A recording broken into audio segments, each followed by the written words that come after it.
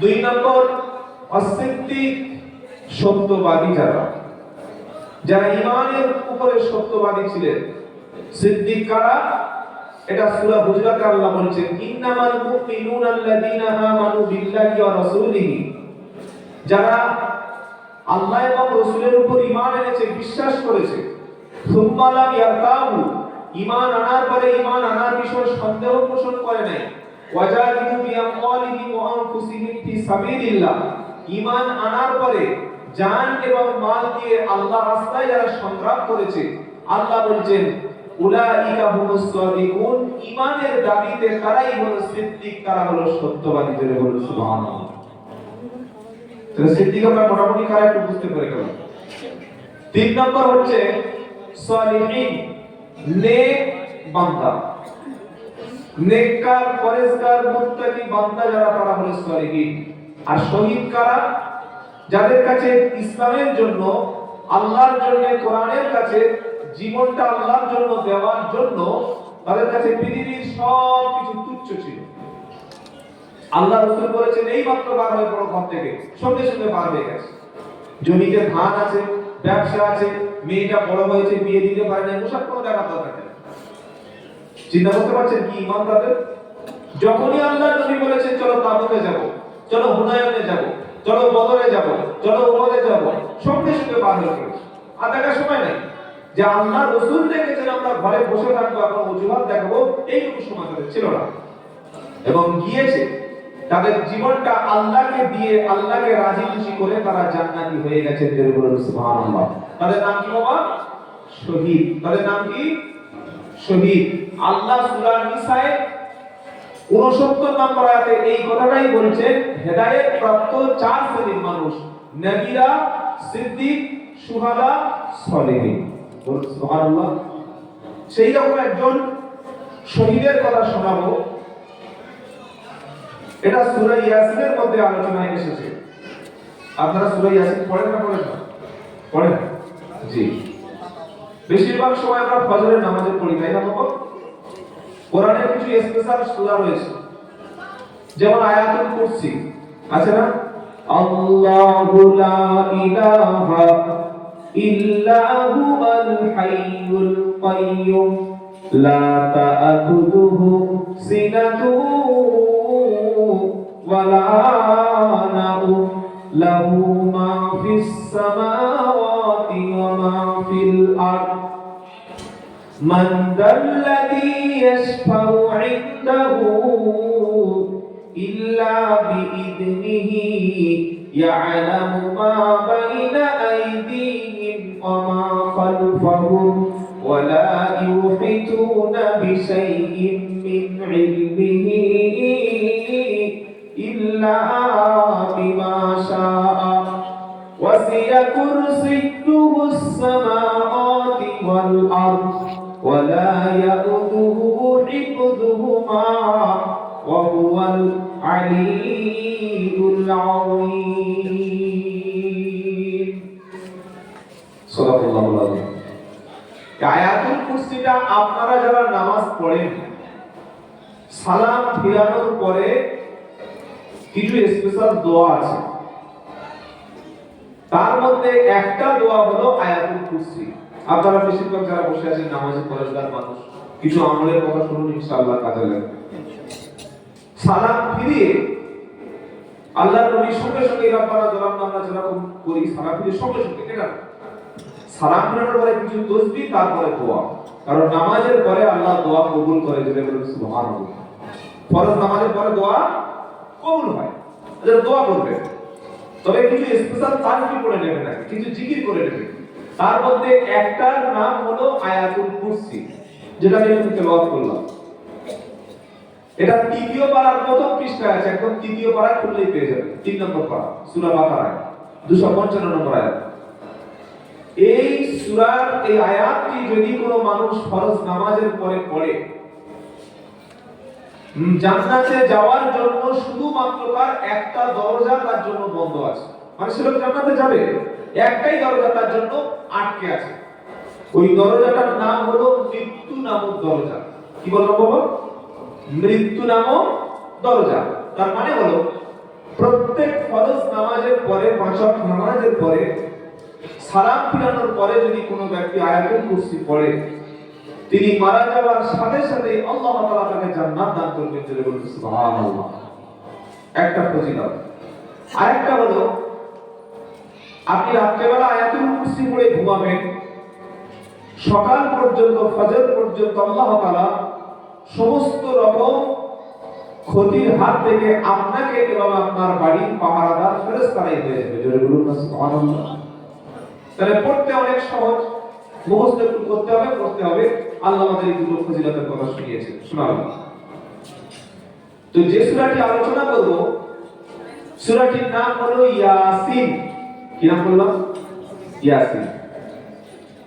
এই সূরাটি হলো পবিত্র কোরআনের 22 পারায় শুরু আর 23 পারার দুটো তিনটে পৃষ্ঠা পরে শেষ হয়ে গেছে। এটা হলো কোরআনের 36 নম্বর সূরা। কত নম্বর সূরা? 36 নম্বর সূরা।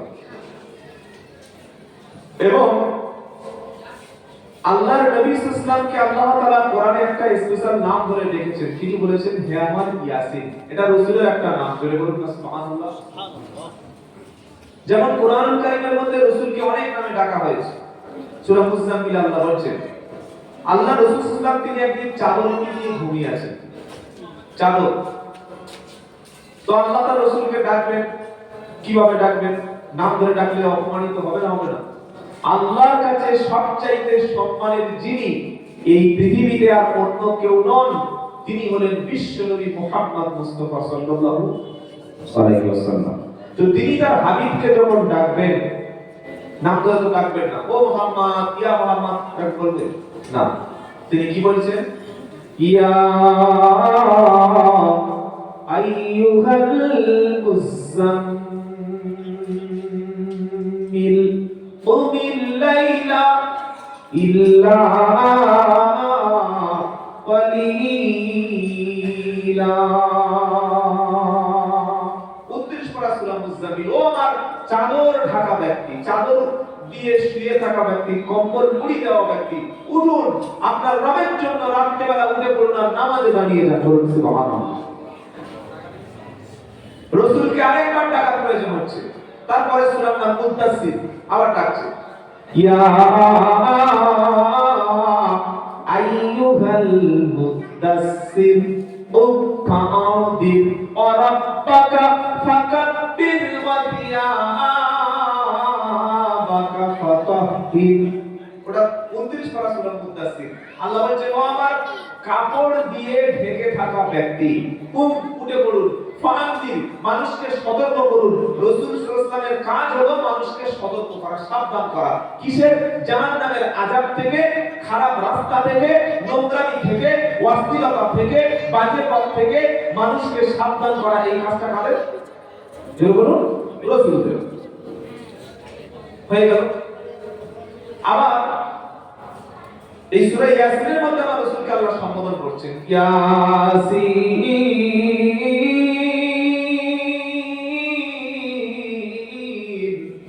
ওয়াল কুরআনিল হাকীম। আমার প্রিয় ইয়াসিন, শপথ ওই কুরআনুল হাকীম, বিজ্ঞানময় কোরআনের শপথ। বলুন সুবহানাল্লাহ। কোরআনের শপথ করছেন আল্লাহ। কি বলছেন? ইন্নাকা লামিনাল মুরসালিন।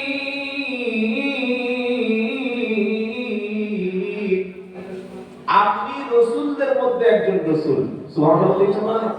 অসংখ্য রাসূল আল্লাহ পৃথিবীতে পাঠিয়েছেন। নিশ্চয়ই আপনি আমার প্রেরিত রাসূল। সুবহানাল্লাহ। ওয়া আলা সিরাতিল মুস্তাকিম, আপনি সিরাতুল মুস্তাকিমের উপরে, সঠিক রাস্তার উপরে আপনি আছেন। সুবহানাল্লাহ বলতে পারে না? তো এই সূরাটি থেকে আমরা আলোচনা শুরু করব। সূরা ইয়াসিন একটু মুখস্থ আমাদের জীবনে করা দরকার এবং এর ফজিলত একটু শুরু। যখন মানুষ মারা যায়, ভাই আপনাদের এলাকায় মানুষ মারা যায়? যায় কি যায় না? খালি বুড়ো মানুষ মারা যায় না ইয়াং ছেলেরা মরে? কি গো? বয়স, মরণের কোনো বয়স নাই।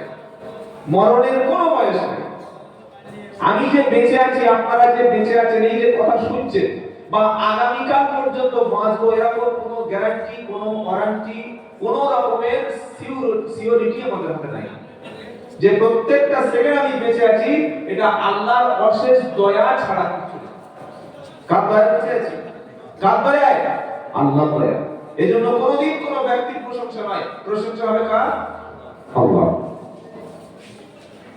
তো সূরা ইয়াসিন যখন কোনো মানুষ অসুস্থ হয়ে মারা যাচ্ছে, বিছানায় পড়ে আছে, সূরা ইয়াসিনটা আপনি তেলাওয়াত করলে ওই মুমূর্ষ ব্যক্তির জীবনটা সহজে তার ভিতর থেকে আল্লাহ জীবনটা পার হওয়ার ব্যবস্থা করে দেবেন। বলুন সুবহানাল্লাহ। মৃত্যুর আযাবটা লাঘব হবে। আপনি চিন্তা করে দেখুন তো, আমাদের ছেলে আমাদের মেয়ে বাড়িতে আছে, ছেলে মেয়ে আমরা জন্ম দিলাম, আমার ইন্তেকালের সময়, আমার মৃত্যুর সময়, আমার অন্তিম শয্যায় শায়িত হয়ে গেছি, একটু পরে আমি পৃথিবীর মায়াটা ত্যাগ করে আমার রবের সঙ্গে দেখা করতে যাব, আমার আল্লাহর দিকে আমি পাড়ি দেব, আখিরাতের মঞ্জিলের প্রথম স্থান কবর, সেদিকেই আমি প্রবেশ করব। ওই রকম মর্মান্তিক সময় আমার ছেলে আমার মেয়ে আমার পাশে যদি বসে কুরআনুল কারীমটা না পড়তে পারে, ইয়াসিনটা যদি আমাকে না শোনাতে পারে, আমার মতো হতভাগা পৃথিবীতে কেউ আছে? রাত 10টা বেজে গেছে, বাপের দমের কষ্ট, কপাল থেকে ঘাম আসছে, হাতগুলো প্যারালাইসিস হয়ে গেছে, ঠান্ডা হয়ে গেছে, চোখ বার হয়ে গেছে, ইমাম সাহেব ফোন করছে, ফোন ধরে বলছে, ইমাম হুজুর আমাদের আব্বা একটু মারা যাচ্ছে, আসুন না। হুজুর বলছে, বাবা আমি একটু ছুটিতে বাড়ি এসেছি। ওই রাত 10টার সময় আসবে ইমাম সাহেব বাড়ি থেকে, কি গো? তখন বাপ যন্ত্রণায় ছটফট ছটফট, বাবা একটু পানি দাও না বাবা। ছেলেগুলো চাতক পাখির মতো তাকিয়ে আছে, আর বড় ছেলেটার 60 ছিল, ও বাপের জমির দলিলগুলি, জায়গাগুলি, পর্চাগুলি বার করে দেখছে, যে বাপ তো বলে যাচ্ছে জমি জমা করতে হবে। আছে এরকম লোক আছে না? কত বড় নাফরমান ভাব। বাপ মারা যাচ্ছে, বসে কোরআন পড়বি, ইয়াসিন পড়বি, এইটা বাদ দিয়ে বাপের জমিগুলো হারানোর জন্য জমির দলিল আর পর্চাটা নিজে আগে ঠিক করে দিচ্ছে। এই রকম ছেলে জন্ম দিয়ে আমাদের কোনো লাভ নাই। সেজন্য নিয়ত করুন, অন্তত আপনাদের সন্তানদেরকে মাদ্রাসায় আলেম না করতে পারেন, মুফতি না করতে পারেন, মক্তবে এতটুকু শিক্ষা অন্তত দিন, আপনার সন্তান মরণের সময় যেন আপনার কাছে বসে ইয়াসিন শরীফটা পাঠ করে। ইনশাআল্লাহ বলুন ইনশাআল্লাহ। তো ইয়াসিনের মধ্যে এমন একজন ব্যক্তির কথা আপনাদের শোনাবো, সেই ব্যক্তিটা ছিলেন একজন কুষ্ঠ রোগী, গরিব মানুষ, কিন্তু ঈমান এবং ইসলামকে এত ভালোবেসে ফেলেছিলেন, আল্লাহকে এত বেশি ভালোবেসে ফেলেছিলেন, নবীদেরকে এত বেশি ভালোবেসেছিলেন, ইসলামের জন্য তিনি হাসতে হাসতে জীবন দিয়েছিলেন। বলে বলুন সুবহানাল্লাহ। আর এই ব্যক্তির ইন্তেকালের সময় আল্লাহর পক্ষ থেকে তাকে জান্নাতের সুসংবাদ দেওয়া হয়েছিল। জোরে বলুন না সুবহানাল্লাহ। লোকটা কিন্তু নবী না, লোকটা কিন্তু বড় পীর সাহেব না, মুফতি সাহেব না, বিশাল বড় বুজুর্গ ব্যক্তি নয়, আলেম নন, হাফেজ নন, কারি নন। কি ছিলেন? সাধারণ খেটে খাওয়া মানুষ, কিন্তু তার আমলটা, তার কাজটা আল্লাহর কাছে এত বেশি পছন্দ হয়ে গেছে, আল্লাহ তাআলা সেই ব্যক্তিকে মরণের আগে বলে দিয়েছেন, কিলা দুখুলিল জান্নাহ, তুমি জান্নাতে প্রবেশ করো। সুবহানাল্লাহ। বাবাজিরা, আল্লাহর ভাইরা, আজকে দুনিয়াতে দেখছেন অনেক মাওলানা, আলেম, পীর সাহেব, মুফতি সাহেব, হাফেজ সাহেব, মনে করছেন এই আলেমরা, মুফতিরা, পীর সাহেবরা হয়তো সবাই জান্নাতি। কেন মনে করি না? সাধারণ লোক বলে, হুজুর আমরা তো পাপী লোক, আমরা আপনাদের একটু লেজ ধরে ধরে, একটু চাদর ধরে ধরে, দামাম ধরে ধরে যাবো, এটা বলে না? বলে আমাকে অনেকে বলে, হুজুর আপনারা তো মনে হয় খুব আল্লাহর একদম খাস লোক, তো আমরা যা পাপ করেছি আমরা যেতে পারবো না, কিন্তু আপনাদের একটু ধরে ধরে পার হয়ে যাবো, এটা বলে না? বলে না? মনে রাখবেন, যে যার হিসাব অনুযায়ী সে যার বদলা দেওয়া হবে, কেউ কারোর কোনো উপকারে আসবে না। আল্লাহর সামনে প্রত্যেকের একা একা দাঁড়াতে হবে, অবাক হয়ে যাবেন, হাসরের ময়দানে কেউ নাই। তো আলোচনা শুরু করি সূরা ইয়াসিন থেকে। আমার সঙ্গে সকলে পড়ুন। কি বলবেন? আউযু বিল্লাহ। কেন? শয়তানের প্রথম কাজ হলো মুসলমানদেরকে কোরআন থেকে দূরে রাখা। শয়তানের দলের কাজ হলো মুসলমানদের কোরআন থেকে দূরে রাখা। শয়তানের প্রধান কাজ হলো মুসলমানদেরকে কোরআন শোনা থেকে দূরে রাখা, কোরআন পড়া থেকে দূরে রাখা, কোরআন দেখা থেকে দূরে রাখা। একটা মানুষ যখন কোরআন শেখে, কোরআন পড়ে, কোরআন শোনে, কোরআন ধরে, কোরআন বোঝে, কোরআন গবেষণা করে, এই সময় সবচাইতে বেশি কষ্ট পায় কে? মাদ্রাসা ছেড়ে দিস না, কি হবে? আলেম বলুন কোনো দাম আছে? বড় মিশনে দিয়ে, বড় মিশন দিয়ে মাদ্রাসায় সন্তান দিতে মুসলমান নিষেধ করে। এটা মুসলমান নাকি আবু জাহেলের আওলাদ, এটা ভেবে দেখার দরকার আছে। ছেলেকে কোরআন শেখাতে ঘৃণা করে। শ্বশুর বলছে ছেলে মেয়ে কোরআন শিখে, বাবা ছেলে এইগুলো কোরআন শিখে কি করবে? কোনো কাজ আছে? দরকার নেই, ভালো ইংলিশ মিডিয়াম স্কুলে দিয়ে দাও। অথচ কোরআন শিখবে যারা, কোরআন শেখাবে যারা, আল্লাহর নবী বলছেন তারা হচ্ছে এই পৃথিবীতে সবচেয়ে উত্তম। সুবহানাল্লাহ। যখন কোন ব্যক্তি কোরআন শেখার জন্য বাড়ি থেকে মাদ্রাসার দিকে, কোরআনের মজলিসের দিকে, জলসার দিকে, তাফসীরুল কোরআন মাহফিলের দিকে বার হয়, তার কদমের নিচে আল্লাহর ফেরেশতারা, রহমতের ফেরেশতারা ডানা বিছিয়ে দেয়। বলুন সুবহানাল্লাহ।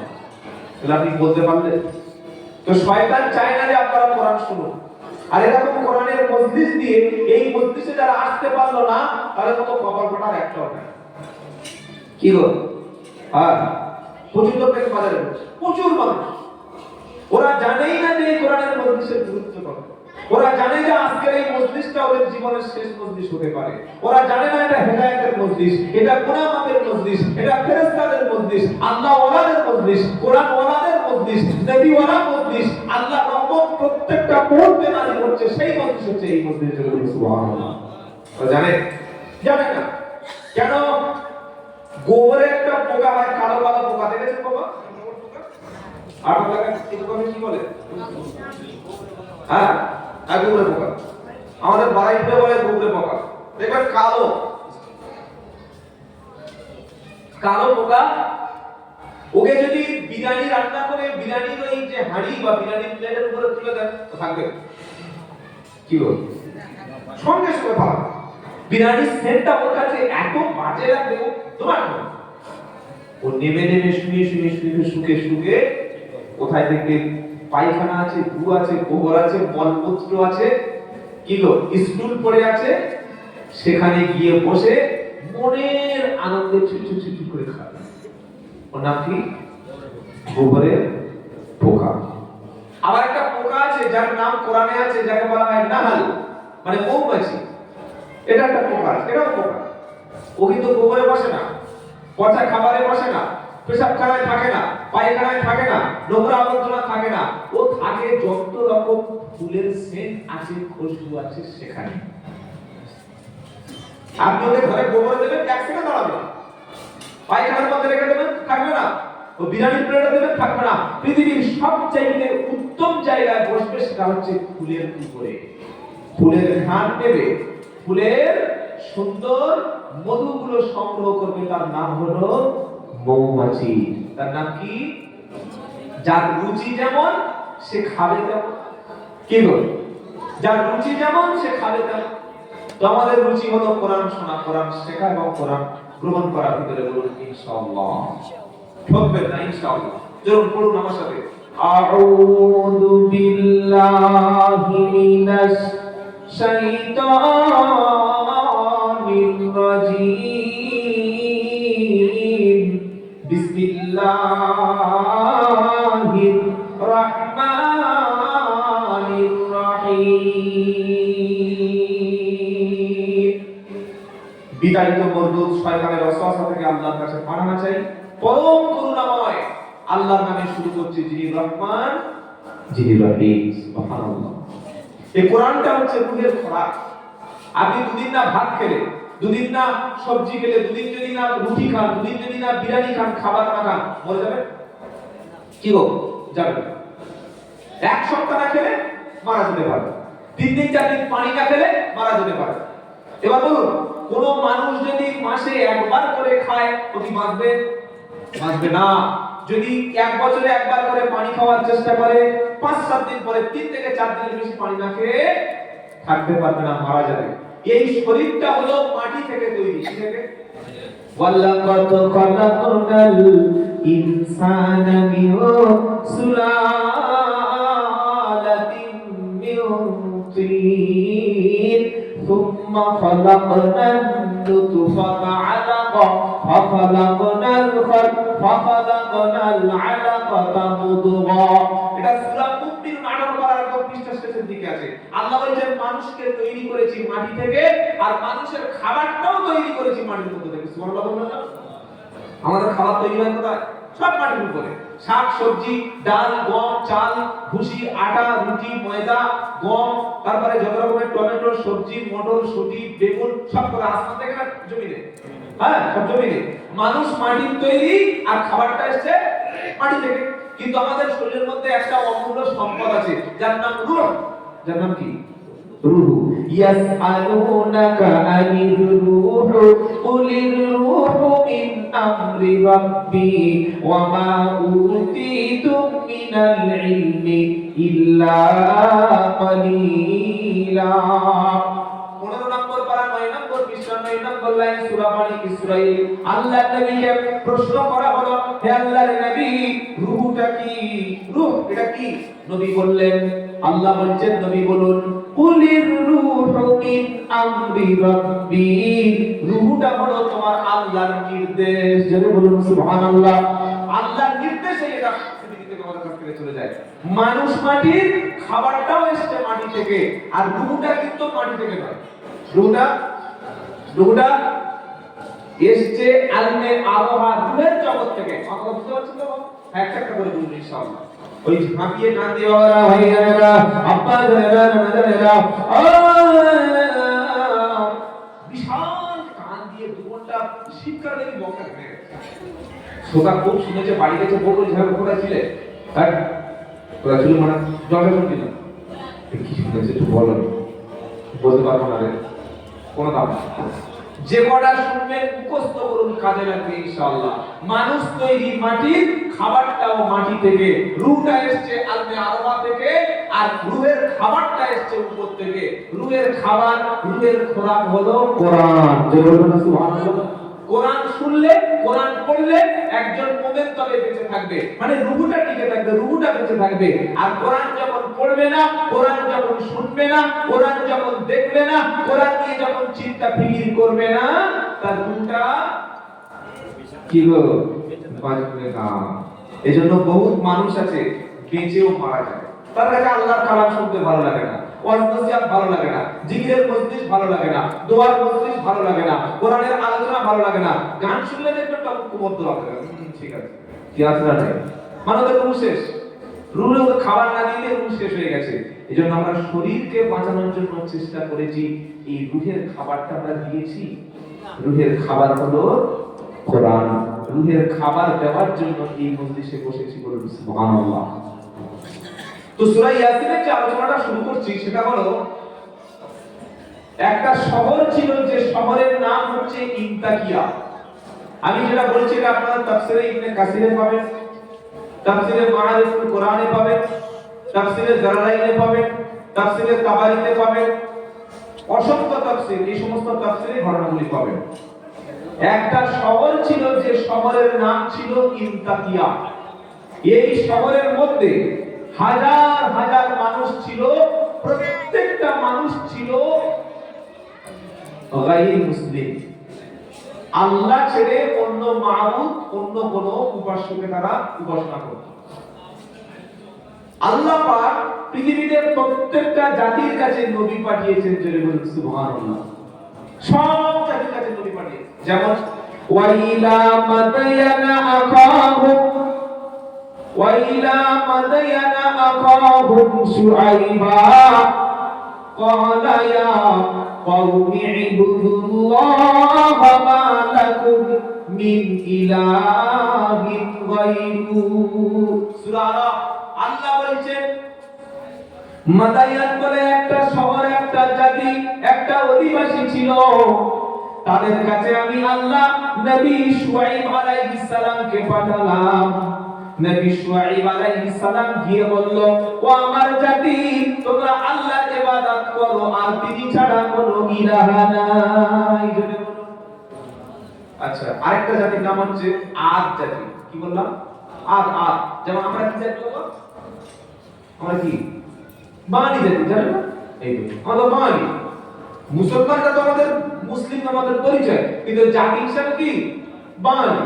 তো আদ বলে একটা জাতি ছিল, তাদের কাছে একজন নবী এসেছে। কোরআন বলছে ওয়া ইলা আদিন আকাহুম হুদা ক্বালা ইয়া কওমি ইবুদুল্লাহা মা লাকুম মিন ইলাহিন গায়রুহু।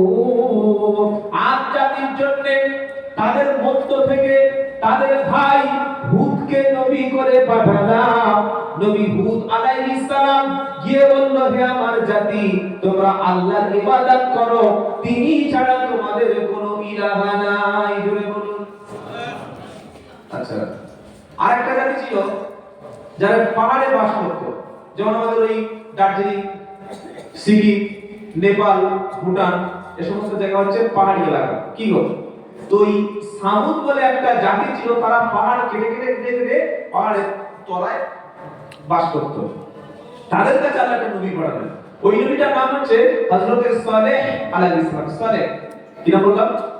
কোরআন বলছে ওয়া ইলা সামুদা আকাহুম সালিহা ক্বালা ইয়া কওমি ইবুদুল্লাহা মা লাকুম মিন ইলাহিন গায়রু। আমি আল্লাহ এই সালেহ আলাইহিস সালামকে সামুদ জাতির কাছে পাঠালাম। তিনি গিয়ে বললেন, ও আমার জাতি, ও আমার গোত্রের মানুষ, আল্লাহর ইবাদত করো, তিনি ছাড়া আর কোনো। সুবহানাল্লাহ, বলুন না সুবহানাল্লাহ। প্রত্যেক জাতির জন্য নবী এসেছে, প্রত্যেক জাতির জন্য নবী এসেছে। হ্যাঁ, আমার এমন হয়েছে এক এক সময় একাধিক নবী এসেছে। কি বলছি বুঝতে পারছেন না? যেমন আমাদের পশ্চিমবঙ্গে একটা নবী এসেছে, আবার ওই ঝাড়খণ্ডে একটা নবী, আবার বাংলাদেশে একটা নবী। এরকম সময় হয়েছে যে এক এক জাতির জন্য দুজন তিনজন নবী। যেমন মুসা নবী, জানেন তো? মুসা নবী দোয়া করলেন যে আল্লাহ, আপনি আমাকে ফিরআউনের কাছে পাঠাচ্ছেন, আমার ভাই হারুনকে নবী করে দেন। আল্লাহ দোয়াটা কবুল করে নবী হারুনকে নবী হিসেবে কবুল করে দিলেন। বলুন না সুবহানাল্লাহ। আবার ইব্রাহিম নবী, তার ছেলে ইসমাঈল, সেও নবী, দুজনে একই সময়ের নবী। সুবহানাল্লাহ বলবেন না? ইসহাক নবী, তার ছেলে ইয়াকুব নবী, দুজনে একই পিরিয়ডের নবী। ইসহাক নবী, ইয়াকুব নবী, ইসাকের ছেলে ইয়াকুব, দুজনে একই সময়ের নবী। ইয়াকুব নবী, আবার তার ছেলে ইউসুফ নবী, দুজনে একই সময়ের নবী। হ্যাঁ, এরকম নবী এসেছে। আবার কোন নবী এসেছে এমন সময় যে নবীর পরে কয়েকশো বছর পরে আবার নবী এসেছে। যেমন ঈসা নবী চলে গেছেন, তার প্রায় 550 বছর পরে আমাদের নবী এসেছে। কি শুনছেন আপনারা? আল্লাহ বলছেন প্রত্যেক জাতির কাছে নবী পাঠিয়েছি। কেন? কিয়ামতের দিন কেউ যাতে না বলতে পারে যে আল্লাহ তুমি যে আল্লাহ, সেই কথাটা কেউ বলেনি, রাসূল চিনিয়ে দেয়নি, আল্লাহকে ছেড়ে, এই কথাটা কেউ বলতে পারে না, বলতে দেব না। ওয়ালাকাদ বাআসনা ফি কুল্লি উম্মাতির রাসূলা আনি ইবুদুল্লাহা ওয়াজতানিবুত তাগুত। আল্লাহ পাক বলছেন প্রত্যেক জাতির কাছে আমি আল্লাহ রাসূল পাঠিয়ে দিয়েছি, আর সব রাসূল গিয়ে বলেছে একমাত্র আল্লাহর ইবাদত করো। জোরে বলুন। যে শহর ছিল তার নাম বলেছি ইত্তাকিয়া। কি বললাম? ওই জায়গাটা ইত্তাকিয়া, বিশাল একটা বড় শহর, যেমন কলকাতা একটা শহর, ওরকম ইত্তাকিয়া বলে একটা শহর ছিল। ওই শহরের মানুষ প্রত্যেকে মূর্তি পূজারী ছিল, কেউ মুসলমান ছিল না, কেউ আল্লাহকে মেনে আল্লাহকে আল্লাহ বলে চিনত না। ওই জাতিটাকে জাহান্নাম থেকে বাঁচানোর জন্য আল্লাহ পরস্পর দুটো নবী পাঠিয়ে দিলেন। জোরে বলুন সুবহানাল্লাহ। একটা নবীর নাম হলো সাদিক, আরেকটা নবীর নাম হলো সাদুক। দুটো নবী একসঙ্গে পাঠালেন। কটা? জোরে বলুন। নবী সাদিক এবং নবী সাদুক। এটা সূরা ইয়াসিনের তাফসীরে এসেছে। এবার কোরআন থেকে পড়ে পড়ে আপনাদেরকে শোনাচ্ছি।